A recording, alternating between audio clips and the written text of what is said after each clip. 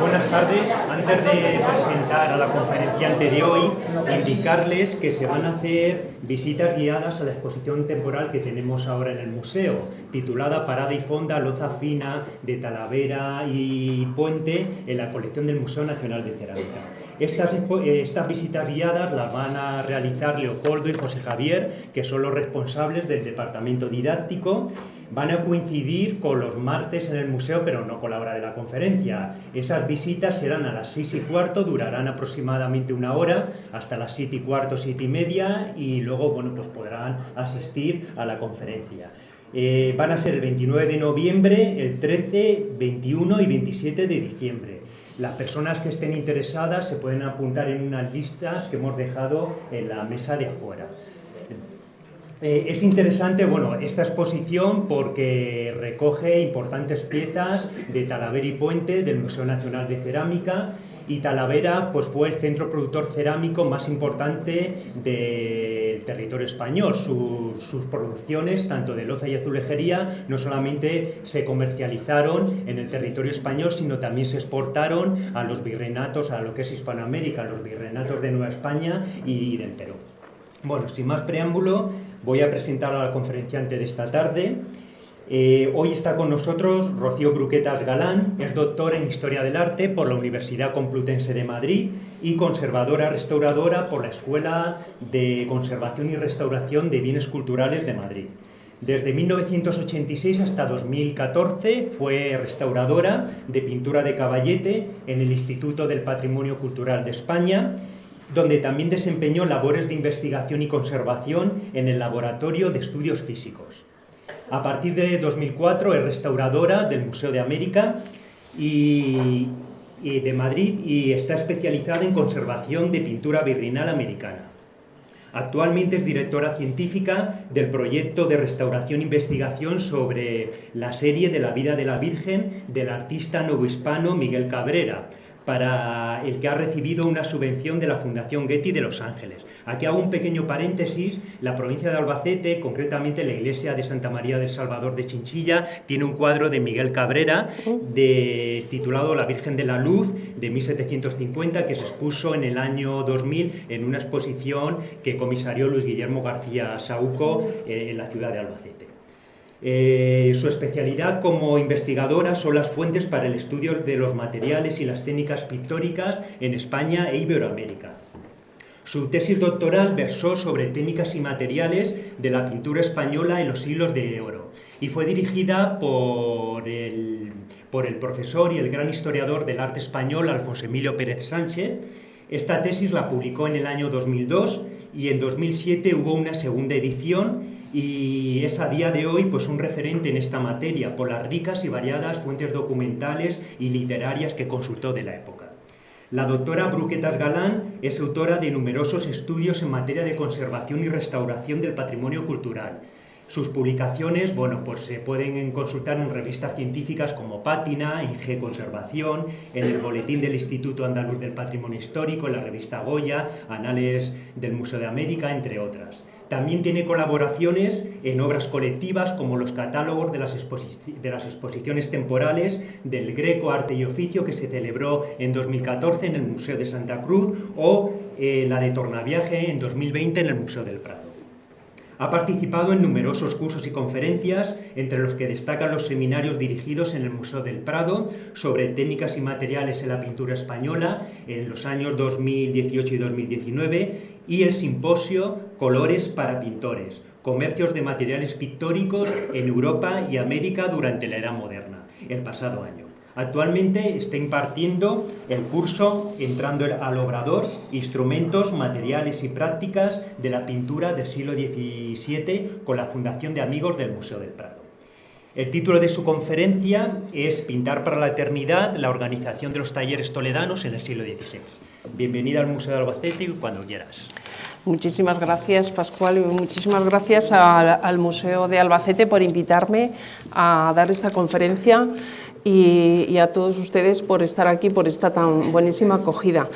El título de mi conferencia, Pintar para la eternidad, es el mismo que tenía en el catálogo que acaba de mencionar Pascual sobre una exposición que se hizo del Greco hace unos años en Toledo, que dirigió Leticia Ruiz Gómez.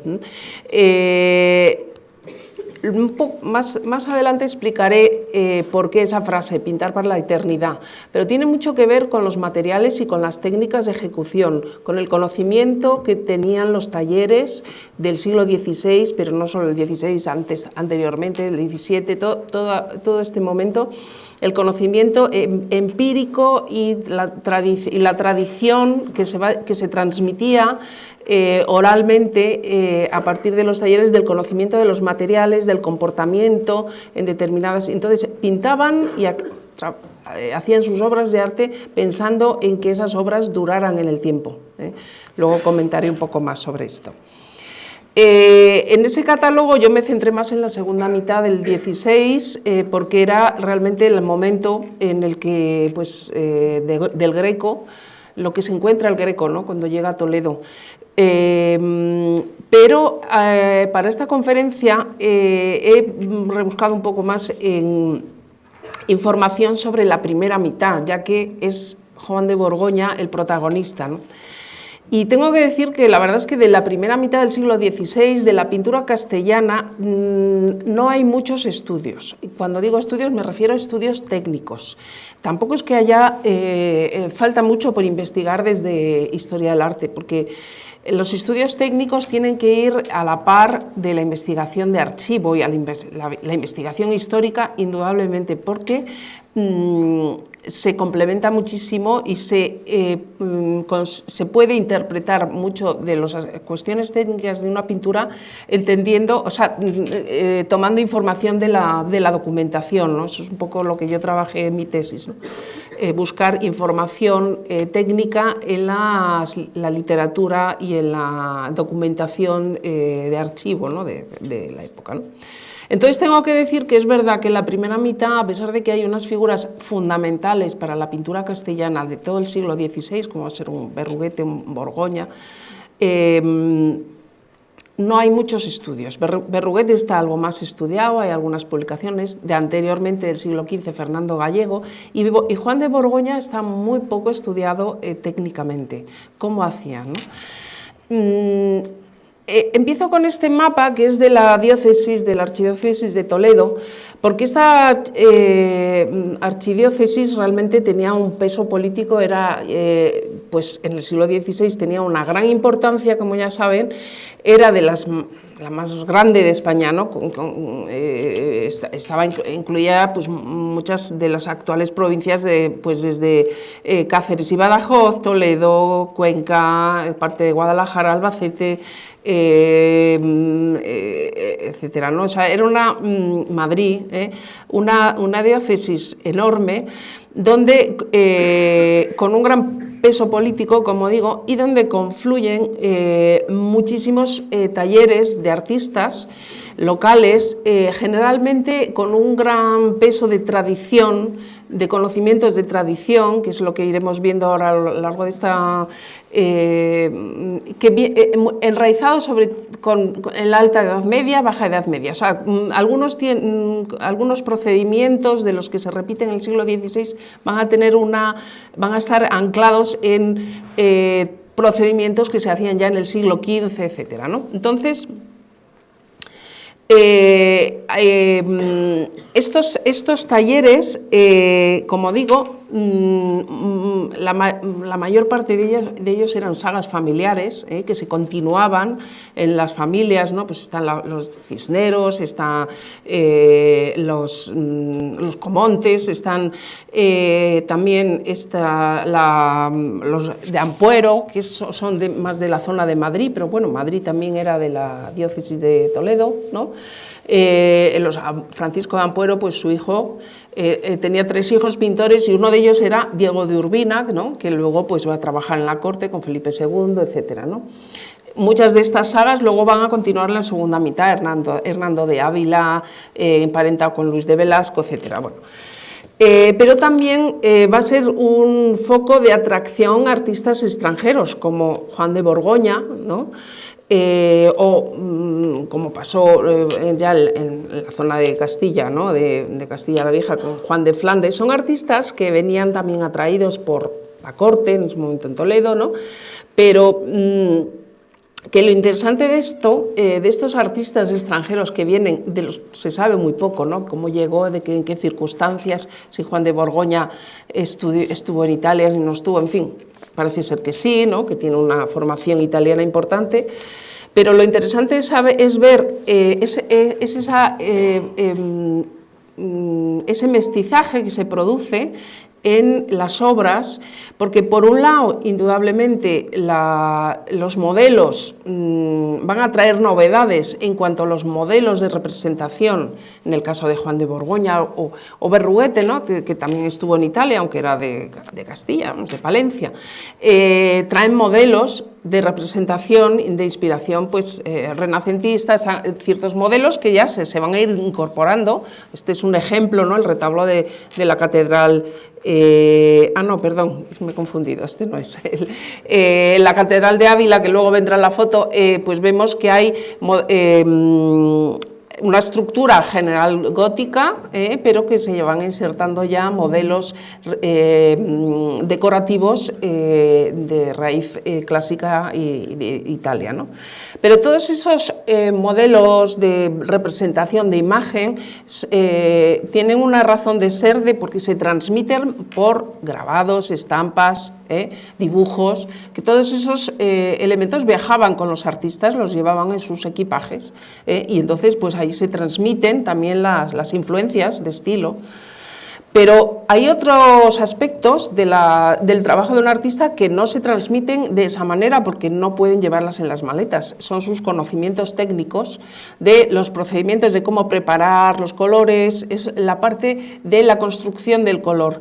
Y eso va a cambiar de un sitio a otro porque eso no tenían fotografías en esa época, ¿no? Entonces es el conocimiento que lleva el artista, viaja con él, de lo que ha aprendido, pero generalmente son conocimientos que tiene que hibridar, injertar en un sustrato de unos conocimientos propios, unos materiales. Tiene que cambiar de materiales porque la madera a lo mejor ya no es la misma, no hay carbonato de calcio y hay yeso, en fin, los materiales. Entonces tiene que adaptarse a unas tradiciones locales.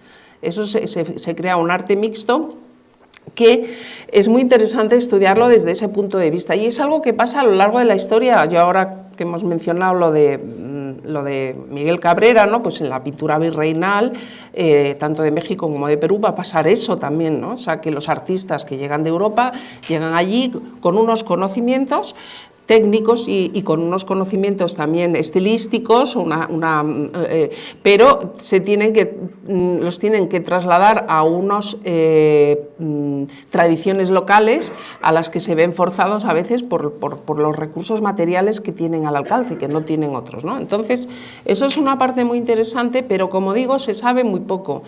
¿Qué tenemos de conocimiento? Pues algunos análisis que se hacen en las restauraciones, se saben que sí, pigmentos que se usaban y tal, pero realmente lo interesante es ver cómo estructuraban esas capas, etcétera, ¿no? Otra cosa interesante de esta diócesis de Toledo es que todos estos talleres familiares,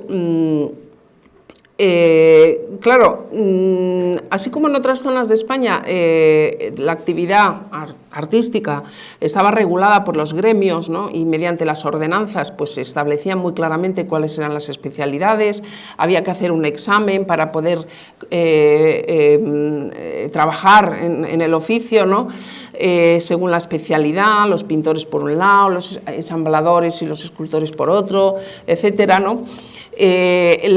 No se podía contratar un escultor que no se había examinado como pintor, según las ordenanzas de muchas localidades españolas, en Andalucía, etcétera, pues eso no podían, si no se había examinado de pintor, pues contratar la pintura de un retablo y viceversa, si un escultor, etcétera, ¿no? Entonces, pero en la diócesis de Toledo eso no existe. No existe en la ciudad de Toledo. O sea, los gremios generalmente van a estar vinculados a los concejos de las ciudades, ¿no? En Toledo no existe porque el poder, el propio arzobispado establece una regulación, un control bastante férreo de las contrataciones, ¿no? Entonces, cuando se contrata un retablo con pues, los curas o los mayordomos, etcétera, ¿no? de una localidad, pues se tenía que pasar la aprobación del arzobispado de Toledo. Entonces el arzobispado hacía un informe y pedía informes a ver si la calidad del artista, si merecía o no merecía, etcétera, etcétera, ¿no? Pero no había gremios como tal, es decir, esas limitaciones a practicar su arte en otra ciudad o en una especialidad que no era la suya, esa no la sabía. Pero eso no quiere decir que los artistas toledanos fueran multifacéticos y que le hicieran de todo. Porque realmente, como dice Rodríguez Quintana, que he sacado yo ahí mucha información de sus artículos, realmente eso era inviable, porque un taller que acometiera trabajos de escultura o de ensamblaje de retablos y a la vez pintura, dorado y estofado, ¿no? Pues tenía que tener unas infraestructuras y tenía que tener unos medios y unas infraestructuras que casi, pues, prácticamente ningún taller estaba preparado para eso, ¿no? Entonces, hay una especialización también y como digo, pero muy regulada por el arzobispado. Este es el retablo de la Catedral de Ávila, donde confluyen, o sea, primero trabaja Pedro Berruguete, luego muere y lo continúa, pues, Alonso de Santa Cruz y inmediatamente también cuando muere Juan de Borgoña, ¿no? Aquí vemos que hay efectivamente estructuralmente toda la arquitectura es plenamente gótica, pero sin embargo ya se están introduciendo unos elementos clásicos italianos en la pintura. Entonces, lo que a mí siempre me ha interesado mucho es de este momento de encrucijadas y cómo eso se refleja, cómo influye en la técnica pictórica, ¿no?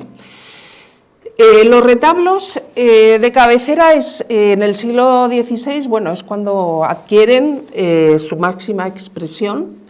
Ya en el XV, ¿no? Encontramos esas proyecciones, ¿no? De esos grandes retablos con esa estructura en casillero, ¿no? Que viene ya de la Baja Edad Media, ¿no? Y que se mantiene a lo largo del XVI, ¿no? Con ese sentido narrativo de contar la historia mediante casilleros, calles, cuerpos, etcétera, ¿no? Esa distribución viene del siglo XV, es cuando se desarrolla, y en el XVI pues continúa. Y realmente estas obras, estas arquitecturas son donde se ve que estos realmente eran trabajos colectivos, donde intervienen muchas personas, ¿no? Y con distintas especialidades. Normalmente, y así lo regulaban los gremios donde se conocen que existían, ¿no? En Sevilla, Jaén, Córdoba, Madrid hay un gremio ya más tardío que se conoce ya en el 17 y que hay algo, normalmente, como digo, todo lo que era el trabajo de ensamblaje estructural, toda la madera, el trabajo de la madera, las esculturas, la talla, etcétera, todo eso lo hacía un maestro escultor, un maestro ensamblador, a veces con la traza hecha por él, a veces con la traza impuesta por el comitente, pero como digo, bueno, pues también eran talleres grandes donde tenía que tener sus oficiales. Todo eso muy relacionado también con el sistema de aprendizaje que se desarrolla con los gremios, donde entraban los oficiales, estaban ahí un periodo de años aprendiendo con el maestro y luego hasta que ya estaban en condiciones de examinarse y podían ya o bien trabajar como oficiales a sueldo con el maestro o bien poner su propio taller, ¿no? Eso, y luego está la parte de dorado, pintura, estofado de las esculturas, todo lo que era la policromía escultórica, el dorado y la pintura de las escenas de pincel, de las historias de pincel, que son las tablas, eso correspondía a los pintores. Entonces, como todos estos trabajos de tanta complejidad y donde además hay que pensar que, por ejemplo, si uno piensa en lo que hacía Cabrera,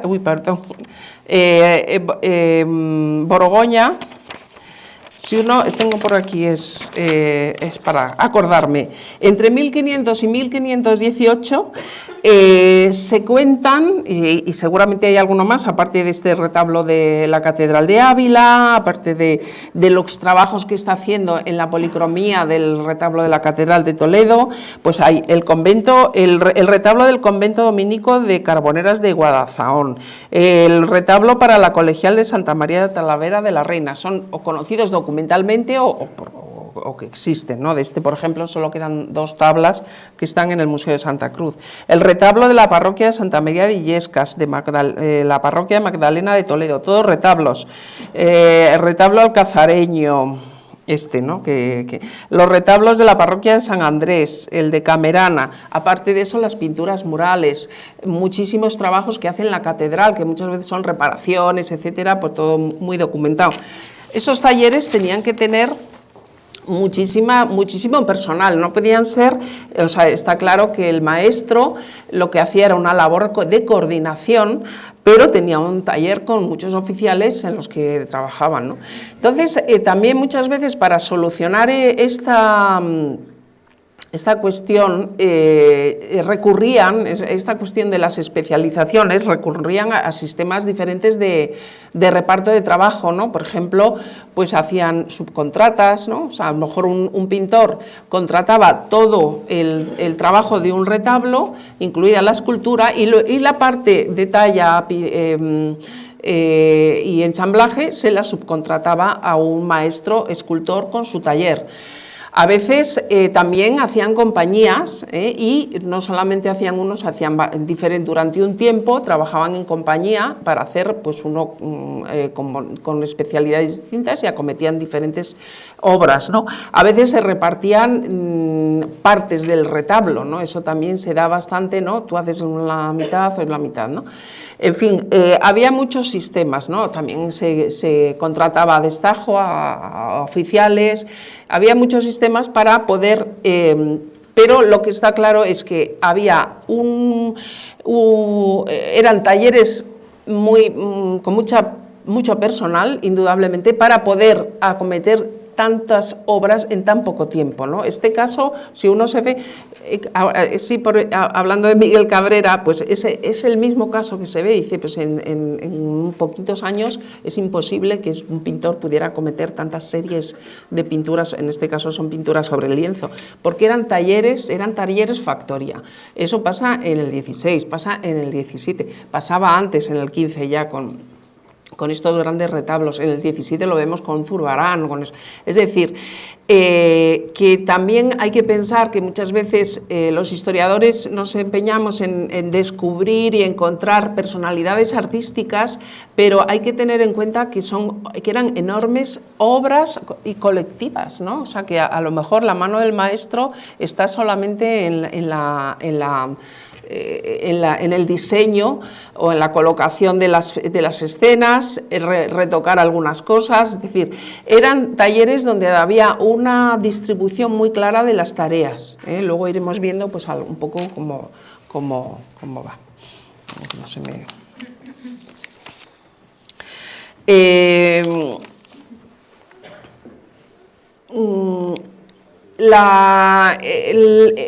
principal yendo ya a los materiales, en el siglo XV, una de las especialidades que van a potenciar los gremios, precisamente es dentro del gremio de los pintores, es el pintor de retablos. Los gremios que pueden servirnos un poco de idea de cómo funcionaba y de cómo se distribuían las especialidades dentro del oficio, ¿no?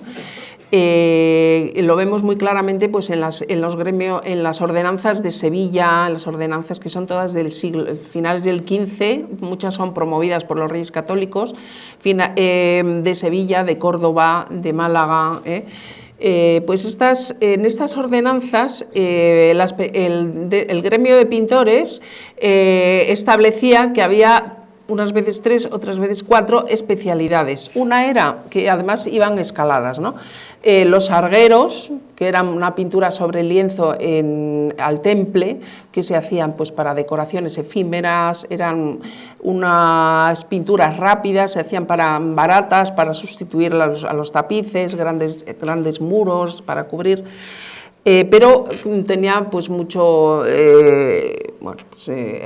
había pintores que se especializaban en ese tipo de pintura, ¿no? Luego estaban los pintores a lo morisco, que llaman que eran más bien de decoraciones moriscas, lacerías, tanto en madera como en zócalos y eso, ¿no? Y pintura mural, ¿no? Y luego estaban los doradores y por último, los pintores de retablos en Sevilla se decía pintores de imaginería, que no era de esculturas, no, es pintores de escenas de imaginería, o sea, de escenas representadas, ¿no? De pintura. Y eso era el último escalón, era la especialidad más importante y como era una enseñanza gradual, los que conseguían y lograban llegar hasta ese último grado y examinarse, entonces se denominaban así pintor de imaginería, ¿no? O sea, tenemos bastantes exámenes, cartas de examen de pintores en esa zona de Andalucía Velázquez es una de ellas, por ejemplo, ¿no? Que dice pintor de imaginería. Una vez hecho el examen ya tienes ese título. Bueno, pues estos pintores de imaginería, que son los que hacían la pintura de pincel en los retablos, pero también su taller se encargaba, para eso tenían los doradores, que habían llegado a una escala menor, también se encargaban de hacer los estofados, la policromía, etc. En los retablos el soporte fundamental hasta finales del siglo XVI va a ser la madera. La madera en los retablos, porque era la manifestación pictórica más importante a la que podía aspirar un artista, ¿no? O sea, la máxima expresión artística a la que podía aspirar un pintor, ¿no? Que le encargaran un retablo. Entonces, el material más noble para soportes va a ser la madera. Eso es importante, porque solo hasta finales del siglo XVI, el último tercio, el Greco precisamente y todo el entorno del Escorial y de la corte se va a empezar a introducir el lienzo en los retablos. Pero aquí ya no vamos a llegar ahí porque es ya muy, muy lejos. Entonces tenemos la madera. Los contratos de obra en general del siglo XVI y también anteriores, sobre todo el XVI, que en la Corona de Castilla hay muy poca documentación de tipo notarial anterior a 1500, no así como al contrario que en Aragón, ¿no? Por desgracia, pero vamos, en el 16 hay abundantísima documentación notarial de contratos de obra, etcétera, y en esos contratos suele ser frecuente que se establezcan una serie de condiciones de tipo material para que el retablo que fuera a hacerse pues estuviera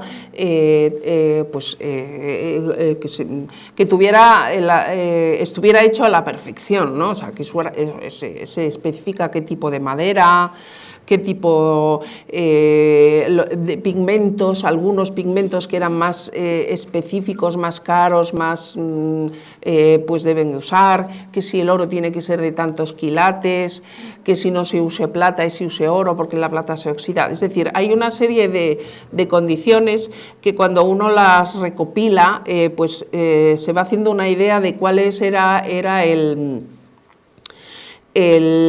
nivel de calidad exigida, ¿no? Desde el punto de vista material en un retablo de esta época, ¿no?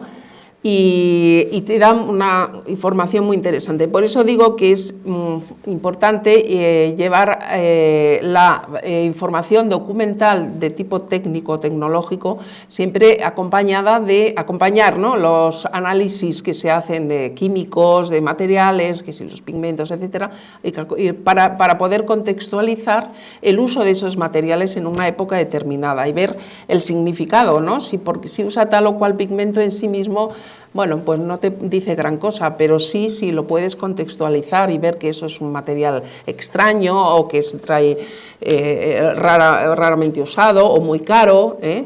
Sabemos algunos pigmentos que eran muy caros, etcétera, ¿no? Bueno, estoy poniendo estas imágenes un poco para ir ambientando lo que voy diciendo, ¿no? Esta es una de las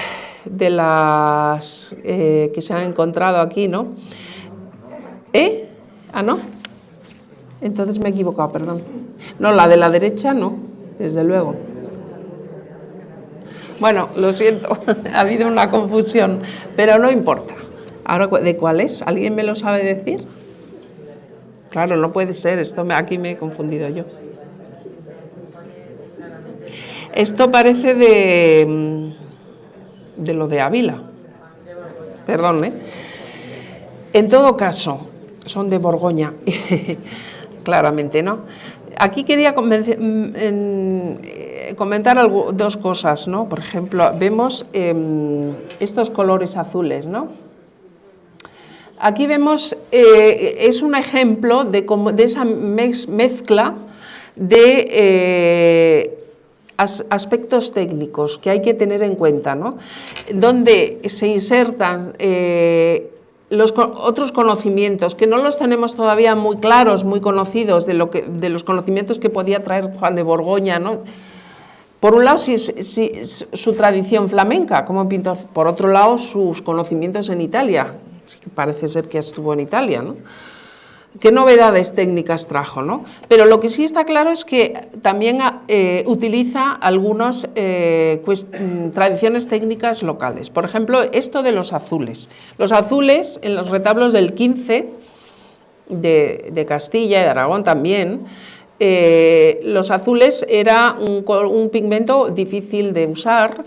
Lo habitual era usar azurita, el mineral, triturado, y ese pigmento no se utilizaba con aceite, se utilizaba con una cola para no amortiguar el tono azul, porque si no se ponía más verdoso, y con eso se conseguía unas intensidades de color azul muy bellas, y además como el pigmento, que es un mineral, ¿no?, se trituraba no demasiado, pues creaba con un brillo cristalino de las partículas de cristal y eso pues se usaba también mucho para los fondos, los campos de las cresterías, ¿no?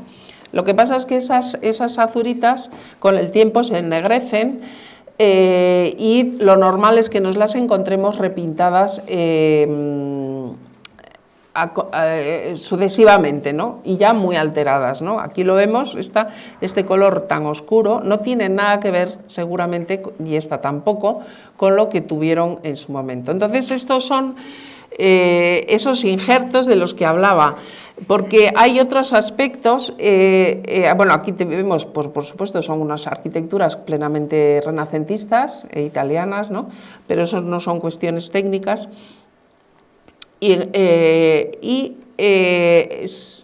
hay algunos elementos técnicos que sí pueden estar relacionados quizá con un conocimiento de la técnica italiana. Pero volviendo con la madera, ¿no? Las maderas que se usaban en los retablos, hay que tener en cuenta que generalmente se van a usar maderas locales, generalmente.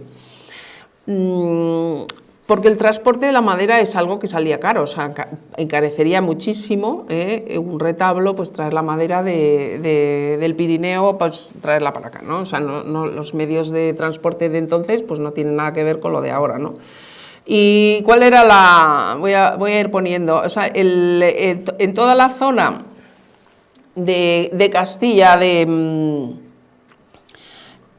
de Soria, Segovia, Valladolid, los documentos mencionan que la madera generalmente dicen pino de Soria. Como decía antes, los contratos insisten, ¿no?, en que se use tal o cual madera, ¿no?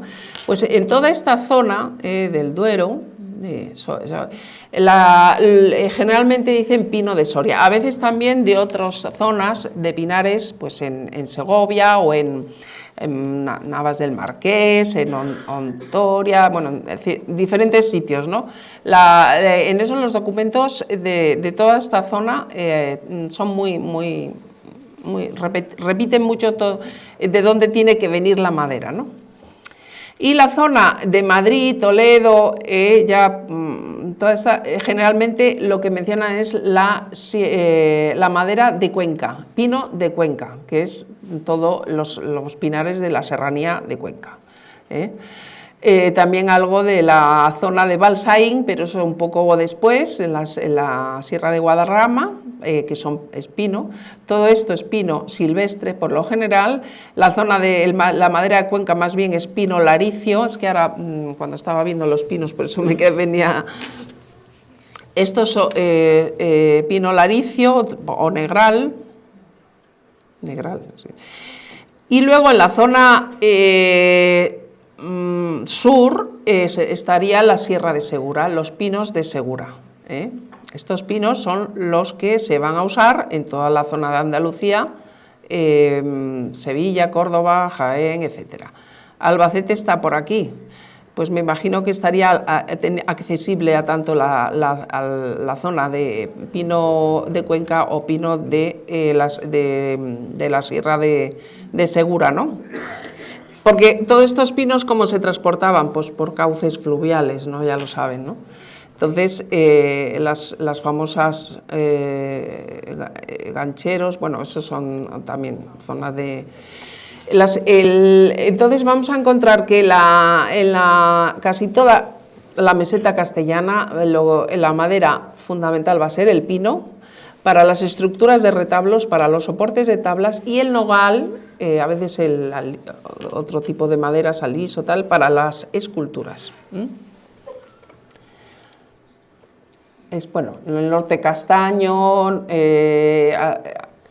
sobre todo castaño también en esta zona de Extremadura, y estos son las maderadas, que es un sistema que se ha perdurado hasta no hace mucho, y era el sistema de transporte de los troncos. Los troncos, pues en esta zona, por ejemplo, la serranía de Cuenca, era por un lado, bajaban por el Tajo, ya en el curso medio, y pues, arrastrando los troncos, ya seguramente lo conocen, y hasta llegar pues a Aranjuez, a Toledo, y ahí pues ya en los aserraderos ahí hacían los cortes de las escuadrillas que se necesitaran. Lo mismo, bueno, para Toledo, y luego para la zona a través del Turia, el Júcar y el Curiel, que llevaban los troncos hacia la zona levantina. Y aquí lo mismo, en la sierra por un lado hacia Murcia, con el río el Segura, ¿no? Y por el Guadalquivir hacia Andalucía. Es decir, es fundamental entender por qué se usan determinados materiales, pero entendiendo cuáles son las vías de adquisición. En Sevilla, en Andalucía, en el 16 nos vamos a encontrar maderas importadas, porque venían en los barcos, venían hasta Sevilla, venían en los puertos, ¿no? Y entonces ahí venía madera de roble del norte de Europa, del centro, que las transportaban los flamencos, y lo llamaban pino, borne de Flandes, que era roble, y venía también cedro de Indias, o sea, venían en los barcos maderas, y vemos muchos retablos andaluces que están hechos con cedro de Indias, con madera americana, y con maderas del centro de Europa. ¿Pero por qué? Porque llegaban al puerto de Sevilla y como mucho a algunas distancias, a algunos pueblos las transportaban en carretas, igual que por ahí, o sea, luego ya las otras distancias, pero eran unas distancias relativas. Entonces eso es importante, ¿no? Entender eso, ¿no? Aquí el pino laricio es un pino que además tiene, precisamente por sus buenas propiedades, un fuste alto, recto, puede llegar hasta los 45 metros de altura y el pino silvestre no tanto, unos 20 metros, así. Y claro, pero son maderas que muy apropiadas para todo lo que era la parte estructural. También se usaban para escultura, para talla. Pero sobre todo para la parte estructural, y se usaban para soportes en pintura.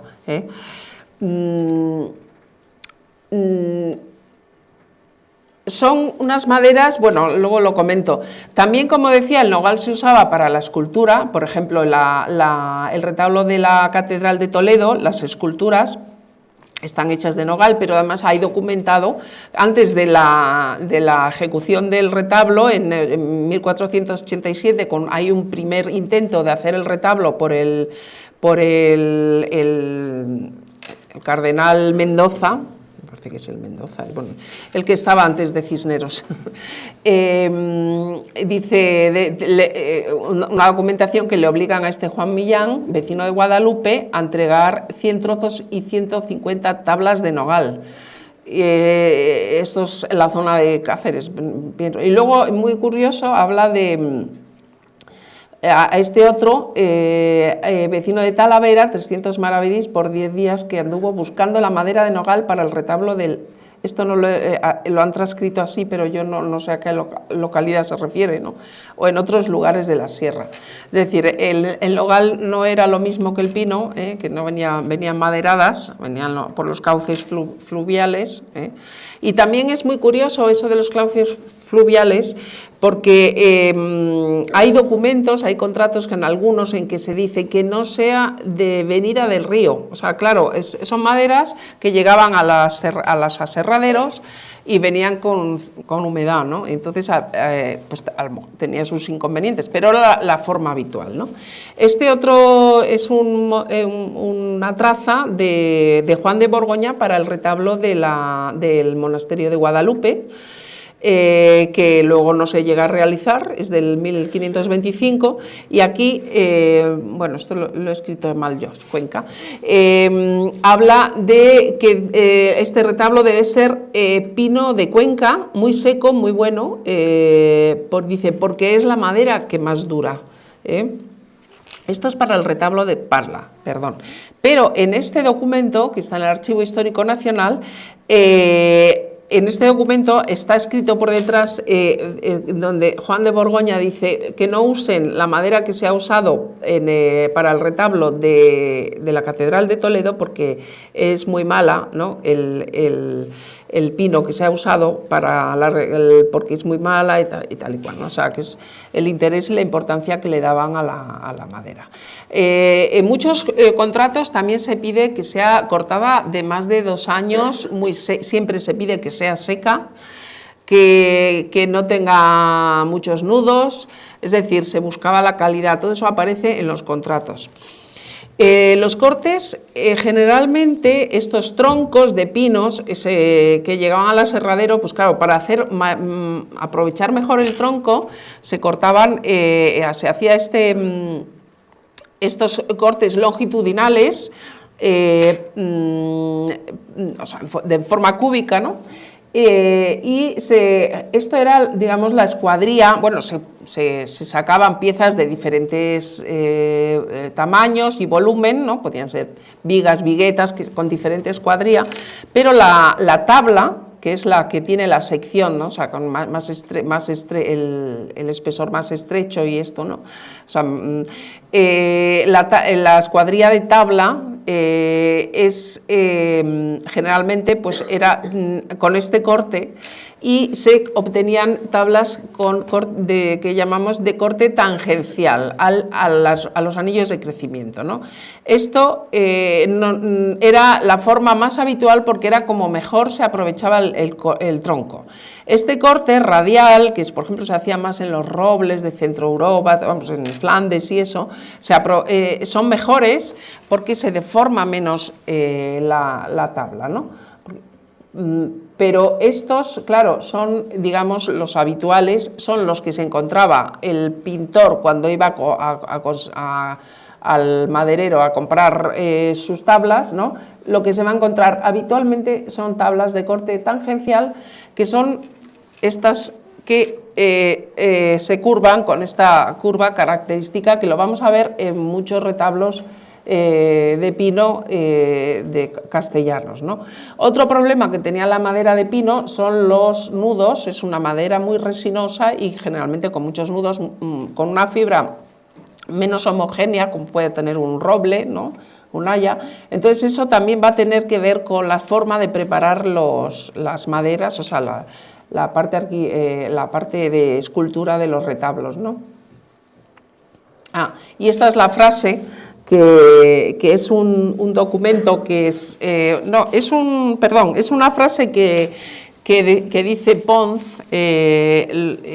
Antonio Pons, el historiador, ¿no?, del siglo XVIII, que con sus viajes por España, ¿no?, que al hablar del monasterio de Guisando se admiraba de los retablos que tenía allí Correa de Vivar, ¿no?, y decía eso, dice: a pesar del tiempo, de la inclemencia y humedad del sitio, pues los retablos están ahí permanentes, ¿no?, porque aquellos hombres se conoce que pintaban cuando les era posible para la eternidad, o sea, pintaban para que las cosas duraran, ¿no? Y las tablas luego, pues también otros aspectos que salen mucho en los contratos son las formas de construir los tableros. En la zona de Castilla lo más común que nos vamos a encontrar son tablas ensambladas a unión viva, o sea, encoladas sin más, y luego con unos travesaños puestos transversales con unos clavos de forja que los ponían por el anverso por donde se iba a pintar, y así como está esto, ¿no? Esto es la forma más habitual, la más sencilla, la más básica, pero es la que a veces encontramos unos ensambles un poco más como este, que es a media madera. A veces encontramos estos de espigas de madera. Y sobre todo más en la mitad sur encontramos de las grapas o lañas de hierro, y luego ya vamos a ver que también en el siglo XVI, Juan Borgoña lo usa, van a introducirse, que en el XV no lo vemos, estos elementos de colas de Milano, medias colas de Milano para ensamblar, que es un ensamblaje mucho más fuerte, más resistente, ¿no? Y también se van a ir introduciendo estos travesaños embutidos en cola de Milano, que van a ser también mucho más fuertes y que además van a poderse evitar estos clavos que terminaban siempre marcándose por el lado de la pintura. Incluso a veces escupía la pintura con el tiempo y creaban muchos daños, ¿no? Bueno, pues esto es algo que se va a ir introduciendo a lo largo del siglo XVI como una técnica más sofisticada. Pero esto, por ejemplo, Borgoña ya usa, aquí tienen un ejemplo de este sistema. Estas son las lañas las grapas de hierro que se ponían, pero claro, aquí se ha saltado toda la pintura, ¿no? O por aquí, por el reverso, esto se ha usado mucho también en la pintura de Castilla, etc. Y las colas de Milano, ¿no? los travesaños, que estos ya son un poco más posteriores, las espigas, etcétera. Todos esos sistemas los vamos a ir encontrando, pero como digo, este que está aquí dibujado es el más común y lo encontramos mucho en los retablos de Juan de Borgoña con muchísima frecuencia, ¿no? Esta es un reverso de unas tablas que están en la catedral, están ahora en el Museo Diocesano, me parece. Y estas son otra también que estaban en el retablo que ahora son propiedad del Museo del Prado, que estaban en el retablo de Santa Úrsula. Estos son de Juan de Flandes. Aquí se ve esa curvatura característica de las tablas de corte tangencial. Aquí también vemos. En general las tablas de Juan de Borgoña usa unos anchos bastante considerables de tabla. O sea, esto es una pieza de madera, de tabla, y que son, como digo, bastante... Y luego, pues, lo otro que es muy común es, ya en la pintura castellana, es todo esto, es el encañamado, la estopa que se ponía para unirla, para reforzar las uniones de las... y que se ponía generalmente por el reverso, en las uniones, y por el anverso, por la parte de la pintura, por toda la superficie, ¿no? Aquí una radiografía, esta es una obra de Berruguete que está en la Catedral de Segovia. Como se ve muy bien, aquí los travesaños tienen forma de aspa, y que esto es más común en la pintura aragonesa, pero también lo vemos a veces en Castilla. Aquí vemos estas, a veces... Aquí la tabla va de aquí a aquí, pero a veces hay fisuras, grietas, ¿no? Y aquí va de aquí a aquí, y esto es simplemente una grieta que se ha rajado, y por aquí otra. Y también está usando unos anchos de panel bastante considerables, ¿no? Esta es otra de Fernando Gallego, donde se ven muy bien esas lañas, que algunas, como digo, estas no se ven a simple vista, están introducidas en el interior, como esas de madera, pero de hierro, ¿no? Y estas son las lañas que están puestas por aquí, por fuera. Estos elementos no son necesariamente en el momento de la construcción de los soportes, es decir, como se trabajaba por talleres, ¿no? La parte de la madera la construían los ensambladores y escultores, y no era infrecuente que pasara un tiempo desde que terminaban, porque así muchas veces la parte de la pintura, el estofado, luego salía a un nuevo contrato con otro taller, entonces no era raro que pasara un tiempo, y claro, en ese tiempo las maderas se mueven, se agrietan, tienen algunos fallos, los nudos saltan, las resinas, ¿no? Entonces, cuando ya el pintor y su taller contrataba la parte de pintura, dorado y estofado, se le obligaba a hacer sus reparaciones. Entonces a veces contrataban a un carpintero, ¿no? de la zona, tal, para que le hiciera esas labores de reparación. Entonces, muchas de estas grapas, esto no, porque esto sí es parte estructural, ¿no? del interior de la tabla, pero estas que las ponían por fuera era pues para grapar, porque son fisuras que se han producido después de que se haya hecho la tabla, ¿no?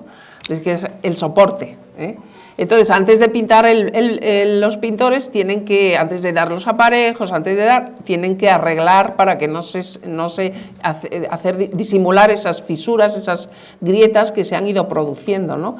A veces nos encontramos pues tablas que tenían un nudo, el nudo lo han quitado, lo han quemado, lo han rellenado, y ese nudo había producido ya una fisura, y entonces gracias a la radiografía vemos que hay una tira de lienzo para evitar que se siga abriendo más, ¿no? Para minimizar, digamos, el problema, y luego pues ya le daban su aparejo de yeso, etcétera, ¿no? Pero claro, eso no lo ves si no es por la radiografía, ¿no? Entonces son operaciones de reparación que hacían los pintores cuando empezaban ellos a hacer su trabajo.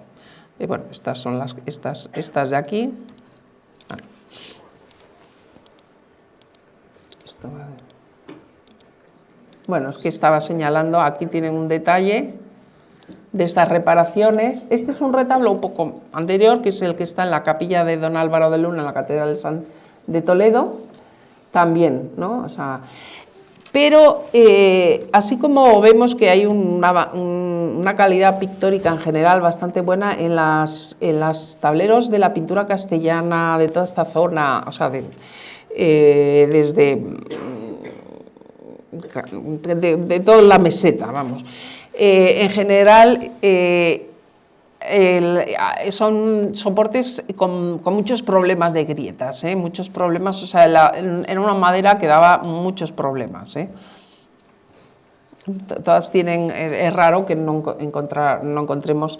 Y este es un ejemplo, ¿no? Este es un ejemplo de una pintura con una calidad impresionante y sin embargo el soporte pues tiene un montón de problemas, o sea, pero porque había, ya de entrada hay problemas técnicos mal resueltos. Entonces, aquí vemos que es un tablero formado por 3 tablas, 1, 2 y 3, pero luego tiene sus grietas.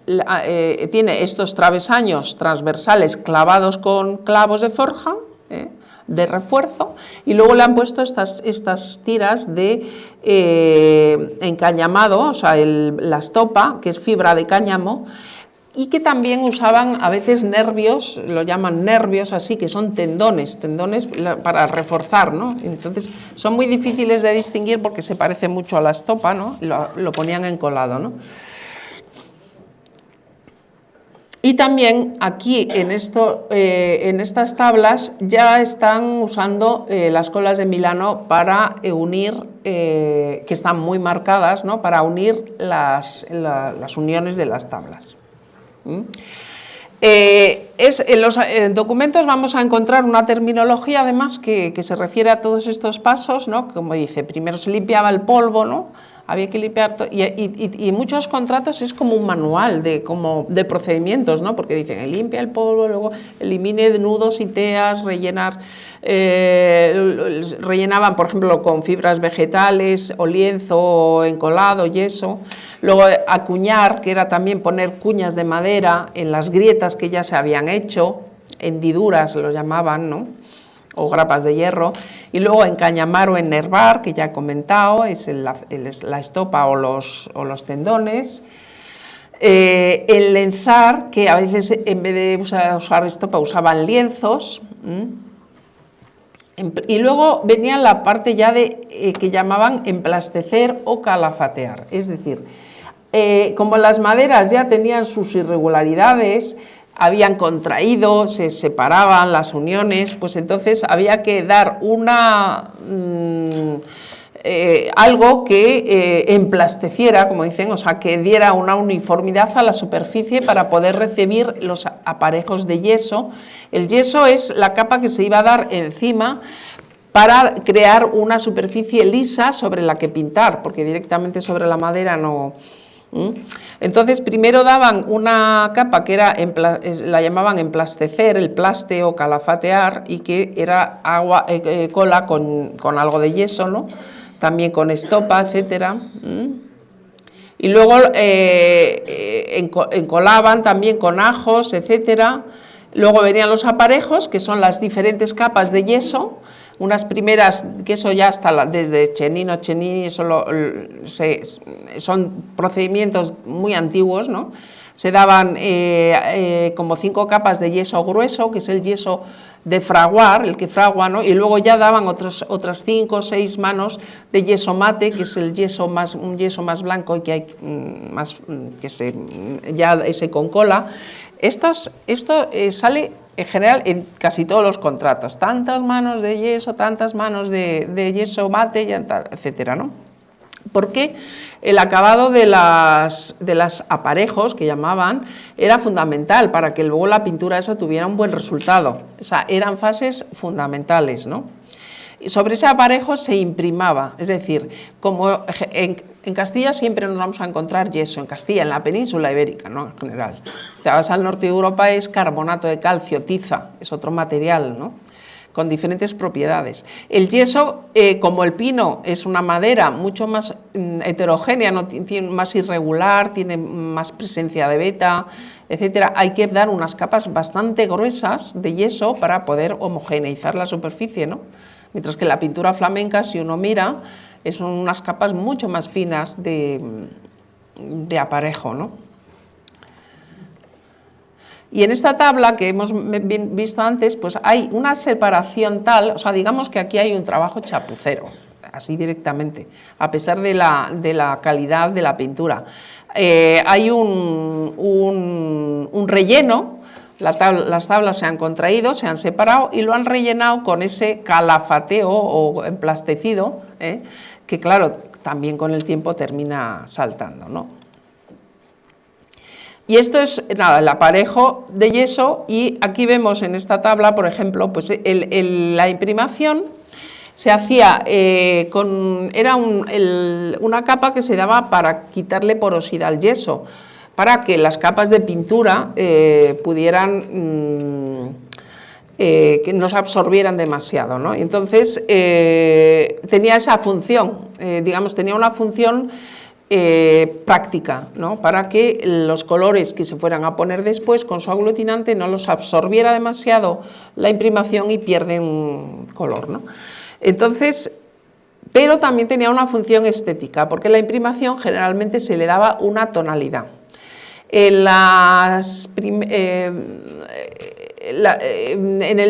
A finales del 15 y gran parte del 16, un primer tercio, vamos a encontrar sobre todo imprimaciones blancas. Eso va a ser lo más común. Juan de Borgoña va a usar mucho las imprimaciones blancas, con blanco de plomo, que es un albayalde, ¿no? Es un blanco con mucha intensidad, con mucho cuerpo, entonces creaba una superficie muy luminosa, que se utilizaba para luego trabajar al modo flamenco, con transparencias. Esto es solamente para que vean la estructura, ¿no? La madera, el emplastecido que se pone aquí para homogeneizar, luego viene la estopa, que sería el número 3, y luego las capas de aparejo con sus distintas manos, y luego ya la imprimación, el dibujo y la capa pictórica, ¿no? Aquí algunos ejemplos de contratos donde se habla, ¿no? Lo que dice, primeramente los tableros llanos que han de ir las historias reforzadas de nervios, por los tendones, por las juntas, de manera que no yenda, y todo lo demás del tablero encañamado. Esto es la estopa, este es un anverso, esta es una pintura atribuida a Correa de Vivar. Y dice, y si dentro de 3 años primeros, después de puesto algún tablero en diere, que yo, el dicho Comontes, un contrato con Comontes, se ha obligado a lo adobar a mi costa, o sea, a repararlo, ¿no? Sabían que las cosas, pues al poco tiempo, ¿no? O sea, tenían hasta un tiempo de garantía, ¿no? Bueno, pues esto también otro de Condigo de Urbina, la estopa por el reverso.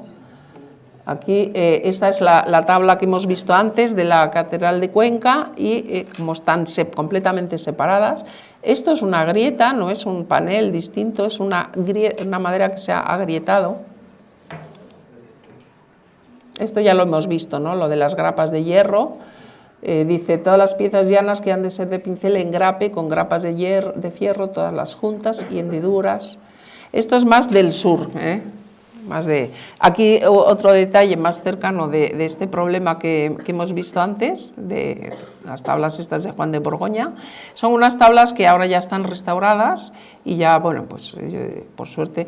Esto es antes de poner los aparejos también hacían, y esto es muy común en todas las tablas toledanas, Juan de Borgoña, yo lo he visto en muchas otras obras. Esta es una de las que están en el Museo de Santa Cruz, que eran de la Colegiata de Talavera. que les hacen estos arañazos, o sea, estas marcas en la madera, que se ve muy bien en la radiografía esta es de un Hernando de Ávila, que es para que agarren bien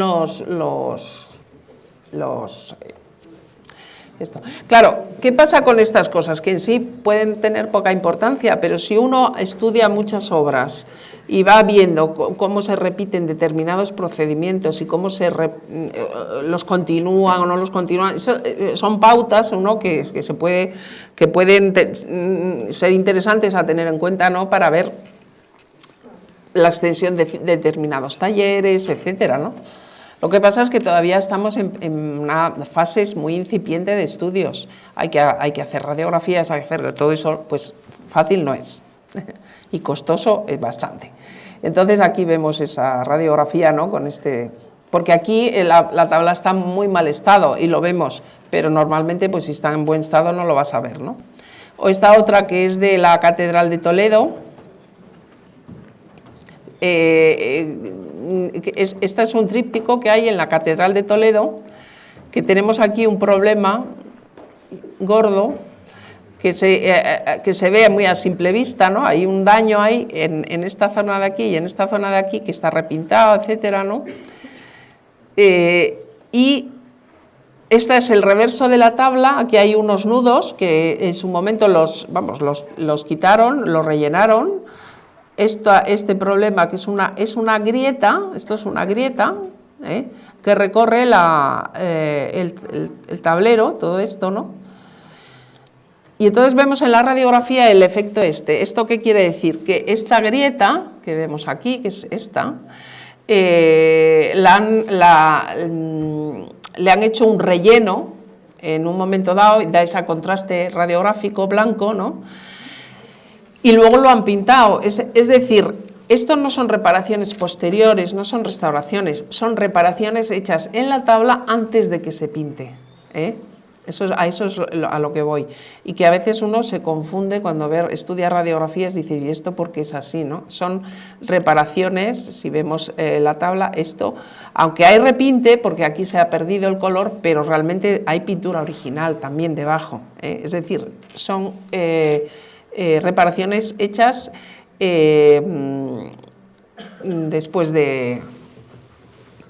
antes de pintar, me refiero. Este es un pleito de Alonso Berruguete que es súper interesante porque es de un retablo que le encargan en Valladolid en 1520-22, ¿no? No existe el retablo, o sea, pero es muy interesante porque le acusan a Alonso Berruguete de que las tablas, el retablo, que era un retablo de estación, así con puertas, se ha abierto y se han estropeado las tablas, ¿no? Yo he puesto aquí que es el retablo de San Benito, no tiene nada que ver con el que habla de los documentos, ¿no? Entonces, a él le acusan porque dice que si las hubieran plastecido y encañamado bien, como otras pinturas que se suelen hacer, dichas puertas no hicieran vicios ni aberturas, porque estas semejantes diligencias las hacen, etcétera. O sea, le acusan de que no hizo bien las cosas, no hizo bien su trabajo. Pero Berruguete se defiende, no, es un poco largo esto, él se defiende diciendo no, el que lo hizo mal fue el ensamblador, que tenía que haber hecho unas colas de Milán y no las hizo, luego las tuve que hacer yo, etcétera, ¿no? O sea, es muy interesante. Esto es un ejemplo también Correa de Vivar de cómo sería ese retablo de estación del que habla en los documentos estos, ¿no?